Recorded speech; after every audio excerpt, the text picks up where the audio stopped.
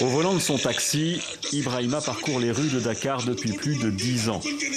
Son compagnon de route favori, la radio, allumée toute la journée.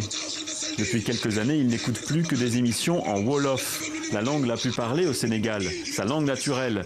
Plus besoin de se concentrer pour comprendre les programmes en français. Avec les émissions en Wolof, on passe beaucoup plus de temps à écouter la radio parce qu'on comprend mieux que les émissions précédentes.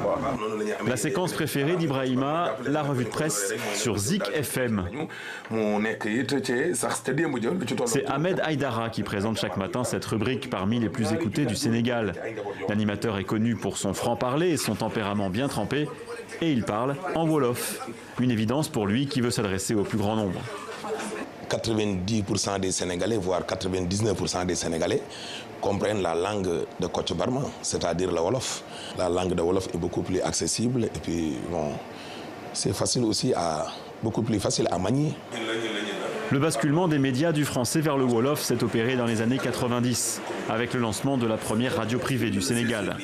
20 ans après, la plupart des grandes radios et télévisions émettent dans le dialecte le plus répandu dans le pays. Pour que le français ne disparaisse pas totalement, le ministère de l'Éducation a lancé un programme pilote dans les écoles primaires. Comment t'appelles-tu? Comme ici à Mbissao, à une centaine de kilomètres de Dakar. L'enseignement est bilingue. Les plus petites classes apprennent le Wolof ou l'une des 5 autres langues officielles du pays. Le français est introduit au CE1, à l'oral puis à l'écrit.